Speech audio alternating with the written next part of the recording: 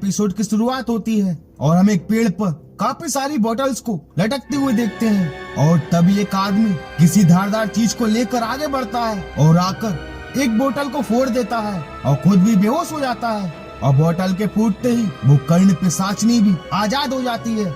जिसके बाद story present में आ जाती है और हम काव्या की शादी होते हुए देखते हैं। वो गहनों से लदी हुई थी, जहाँ उसकी एक साथी कहती है कि कल तक तो बिजुआ के पास फूटी कौड़ी तक नहीं थी और आज देखो उसने तुझे सोने से लाद दिया, कहाँ से आया इतना पैसा।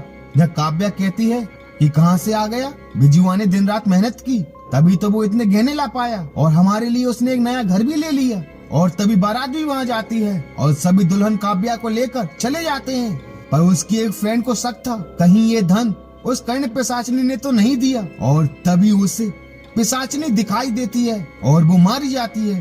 वहीं बिजुआ भी बारात लेकर आ चुका था, सभी काफी खुश थे, पर तभी बिजुआ का गला जो कटा हुआ था उसके गले से खून बहने लगता है और वो रुमाल से अपना खून साफ करता है और तभी एक नाचने वाली डांस करने लगती है।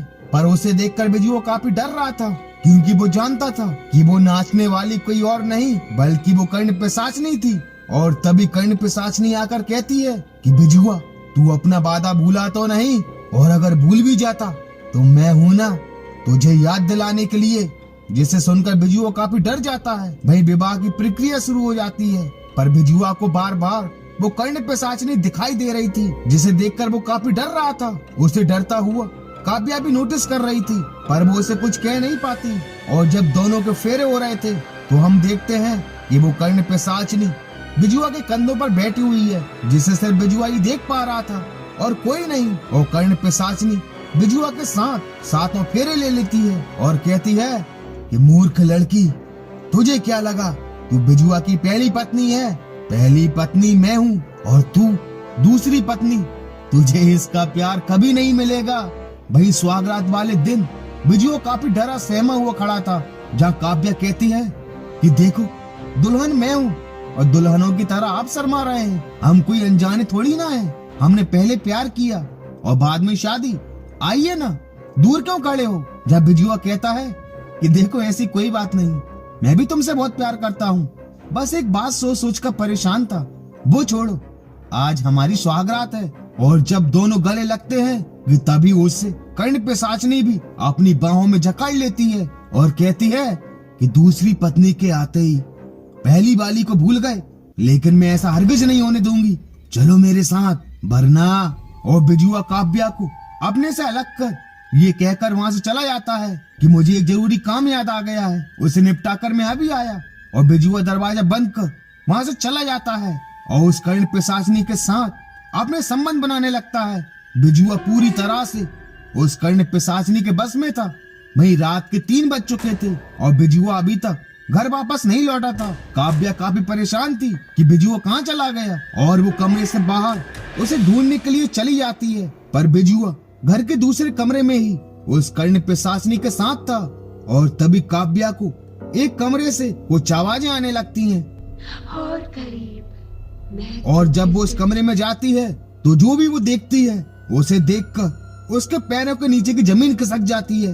वो देखती है कि बिजुआ किसी कंकाल के साथ लिपटा हुआ है और तभी उसे वही पिशाचनी दिखाई देती है और वो अपने मुंह से काफी सारी चमगादड़ छोड़ देती है, जिसे देखकर काव्या जोर से चिल्लाती है और बेहोश होकर गिर जाती है। जहाँ वो कर्ण पिशाचनी कहती है कि तेरी पत्नी हमारा राज जान चुकी है, अब उसे मरना होगा। पर बिजुआ कहता है कि हमारे खातिर उसे छोड़ दो, तुमने जो कहा मैंने किया, आगे भी करूंगा, बस एक बार मेरी बात और मान ले। काव्या को छोड़ दे, मैं समझाऊंगा उसे, वो मेरी बात जरूर मानेगी, मैं हमेशा तेरे साथ ही रहूंगा, पर काव्या को कुछ मत करना। और कर्ण पिशाचनी मान जाती है। वहीं जब काव्या को होश आता है तो वो ये सोच सोच कर परेशान थी कि जो भी कल रात उसने देखा वो सच था, ये सपना। वो बिजुआ से भी पूछती है और बार बार पूछने पर बिजुआ उसे बता देता है कि वो एक कर्ण पिशाचनी है जो हमेशा मेरे साथ रहती है। तुम्हारी खुशी के खातिर हम अपने आप को उस पिशाचनी को बेच दिए। तुम्हारे बाबा तुम्हारे ब्याह के लिए पैसे वाला लड़का ढूंढ रहे थे और मुझ गरीब को ये कहकर धुतकार कर भगा दिया कि मैं गरीब हूँ। और तभी मैंने ठान लिया कि मैं अमीर आदमी बनकर रहूंगा और तुमसे शादी करूंगा। और मुझे एक तांत्रिक ने बताया कि तुम्हारी समस्या का हल वो कर्ण पिशाचनी है। और मैंने उस कर्ण पिशाचनी को आजाद करने से पहले एक वादा किया कि मैं वो सब कुछ करने को तैयार हूँ जो भी तुम कहोगी, बस मुझे अमीर बना दो। और मैंने उस कर्ण पिशाचनी को आजाद कर दिया। उसने मुझे अमीर बनाया, ये घर दिया, तुम्हारे गहने, ये सब उस पिशाचनी ने ही दिया है। पर बदले में मैंने तुम्हारी खुशी के लिए अपने आप को हमेशा के लिए उस पिशाचनी के हवाले कर दिया, ताकि मैं हमेशा तुम्हें खुश देख सकूं, तुम्हारे साथ रह सकूं। जब काव्य कहती है, पर हम ये धन दौलत नहीं चाहते थे, हमारे बाबा चाहते थे, कोई तो रास्ता होगा उस पिशाचनी से छुटकारा पाने का।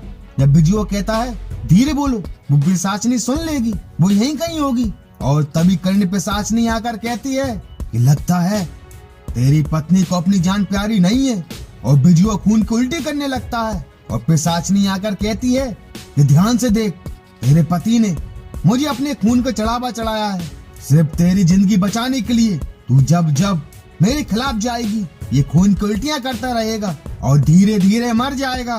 तूने क्या सोचा, तू मुझे मारने के लिए गांव के पंडित को बुलाएगी जो अपनी बेटी के पास दूसरे गांव गया है, या मंदिर का पुजारी जो अपने घर में आराम से बैठा है, या मंदिर में बैठा भगवान तेरी मदद करने आएगा। तुम्हें कोई नहीं बचा सकता, मुझे सब पता है। कौन आकर टकराएगा मुझसे, कब क्या होने वाला है, मुझे सब पता है। और तभी बिजुआ कहता है, छोड़ो ना उसे, वो तो पागल है, हमें बहुत प्यार करना है, तुम्हारे साथ चलो अभी। और दोनों चले जाते हैं। पर काव्य बिजुआ को इस हाल में नहीं छोड़ सकती थी और अगले दिन वो सीधा माता के मंदिर पहुंच जाती है, जहाँ उसे एक बुजुर्ग माताजी मिलती हैं जो कहती हैं कि बेटी, तेरी जो भी समस्या है माता उसका हल जरूर निकालेगी, मांग के तो देख माँ से, बता तेरी क्या समस्या है। जब काव्य कहती है कि समस्या कर्ण पिशाचनी है, अगर मैं आपको कुछ बताऊंगी तो उसे सब कुछ पता चल जाएगा। जब माताजी कहती हैं, बेटी तुम मुझे सब कुछ बताओ, वो कर्ण पिशाचनी इस मंदिर के अंदर हमारी बातें नहीं सुन पाएगी। और काव्य माताजी को सारी घटना बता देती है। जब माताजी कहती है कि कर्ण पिशाचनी का वध तो नहीं किया जा सकता, पर उसे नष्ट जरूर किया जा सकता है। माता की किसी भी वस्तु से उस पिशाचनी को नष्ट किया जा सकता है। और माँ जी काव्य की मांग में माता का सिंदूर लगा देती हैं और माँ का त्रिशूल देकर कहती हैं कि इसके बार से वो पिशाचनी हमेशा हमेशा के लिए तुमसे दूर चली आएगी। अब जाओ, माता तुम्हारी रक्षा करेंगी। और काव्य उस त्रिशूल को लेकर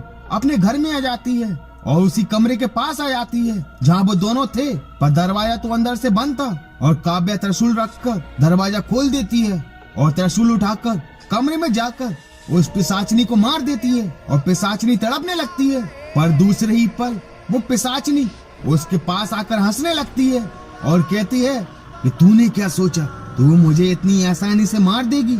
जब तू इस घर में आई जो कि मेरा दिया है, मुझे आवाज नहीं होगा कि तू एक दिव्य त्रिशूल को लेकर मुझे मारने आ रही है। और मैंने वो त्रिशूल बदल दिया और तूने त्रिशूल मुझे नहीं बल्कि अपने पति को तलवार मारी है। वो देख किस तरह वो तड़प रहा है। अब बता, ये दिव्य त्रिशूल तुझे किसने दिया? पर काव्य नहीं बताती और पिशाचनी उसे मारने लगती है, पर काव्य फिर भी नहीं बताती कि वो त्रिशूल उसे किसने दिया। काव्य काफी घायल हो चुकी थी और तभी उसे माँ जी की बात याद आती है कि माता की किसी भी वस्तु से उस पिशाचनी को नष्ट किया जा सकता है। और काव्य अपनी मांग में लगा माता का सिंदूर उस कर्ण पिशाचनी को लगा देती है, जिससे वो तड़पने लगती है। और काव्य उस दिव्य त्रिशूल से उस कर्ण पिशाचनी को नष्ट कर देती है और हमेशा हमेशा के लिए काव्य और बिजुआ को उस कर्ण पिशाचनी से छुटकारा मिल जाता है। और इसी के साथ कर्ण पिशाचनी इस एपिसोड का दी एंड हो जाता है। And thank you so much for watching this video.